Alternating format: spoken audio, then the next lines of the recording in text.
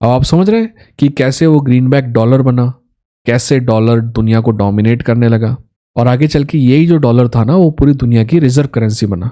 ये बात भी आपको समझनी होगी कि सेकेंड वर्ल्ड वॉर से पहले भले ही अमेरिका दुनिया की सबसे बड़ी अर्थव्यवस्था थी, पर डॉलर रिजर्व करेंसी नहीं था।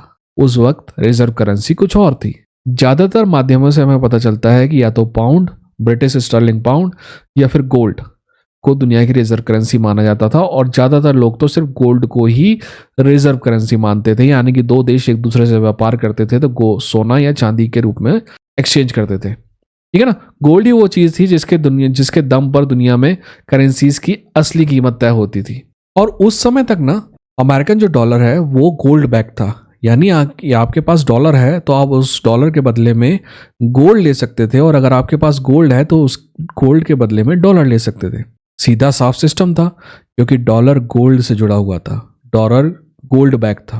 फिर एक ऐसा वक्त आया जिसने सब कुछ बदल के रख दिया, और ये वक्त था सेकेंड वर्ल्ड वॉर का वक्त। इस युद्ध ने ना सिर्फ देश बदले बल्कि इसने करेंसी सिस्टम भी बदल के रख दिया।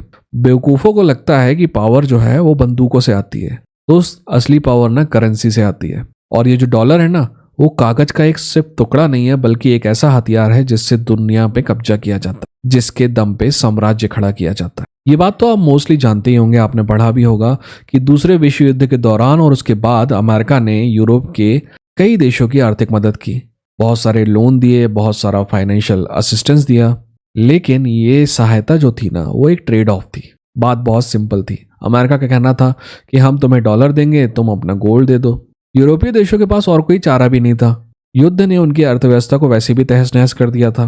पर आपको एक इंटरेस्टिंग बात समझनी होगी, जब यूरोपीय देश अपना गोल्ड रिजर्व अमेरिका भेज रहे थे ना, तो वहां के लोगों का विरोध जो है, उनको एक्सपेक्टेशन थी कि वहां के लोग विरोध करेंगे, तो उन्होंने कहा कि भाई हम सेफ कीपिंग के लिए भेज रहे हैं। जबकि सच ये था कि अमेरिका जो लोन दे रहा था उसके बदले में ये गोल्ड पलायन कर रहा था यूरोप से अमेरिका। कुछ देशों ने तो अपने गोल्ड रिजर्व खुद अपने हाथों से अमेरिका भेजे, कुछ देशों के लिए अमेरिका ने अपनी गाड़ियां भेज दी। सिर्फ इसीलिए कई लोगों ने सिर्फ यही दावा किया कि गोल्ड इसलिए भेज रहे हैं क्योंकि जैसा कि मैंने कहा कि गोल्ड सेफ नहीं है। पर धीरे धीरे गोल्ड के चक्कर में यूरोपीय देशों ने अपना पावर भी अमेरिका को भेज दिया।